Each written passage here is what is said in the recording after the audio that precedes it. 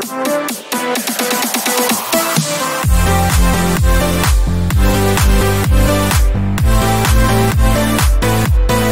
ェイントを入れました。サンチェス、そこに対して2回目、サンチェスも返した。左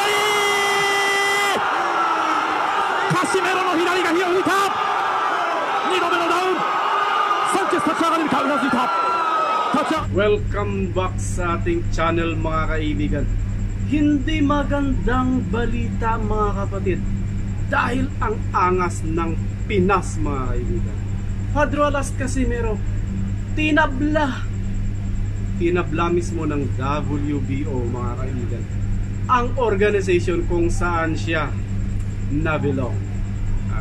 Despite the fact mga kaibigan na very impressive ang kanyang pagkapanalo laban kay Saul Sanchez via technical knockout. On the very first round, marami ang sumigaw, humanga mga kaibigan, at napawaw. Kahit yung mga buzzers, kahit yung mga critics, mga haters mga kaibigan, bilib na bilib sa kanyang performance. Pero ang WBO mga kaibigan, sa kanilang latest ranking, number 6 pa rin si Pedro Alas mga kaibigan. Hindi tumaas sa ranking. Ayon naman sa kanyang mga solid supporters mga kaibigan. May humihila na naman at may sumisira kay Pedro Alas.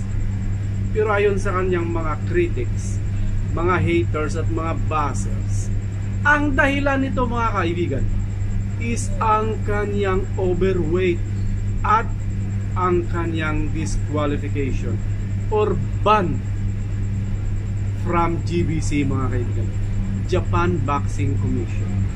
Ban po siya ng 1 taon dahil sa pag-overweight nito during sa kanilang fight ni Saul Sanchez.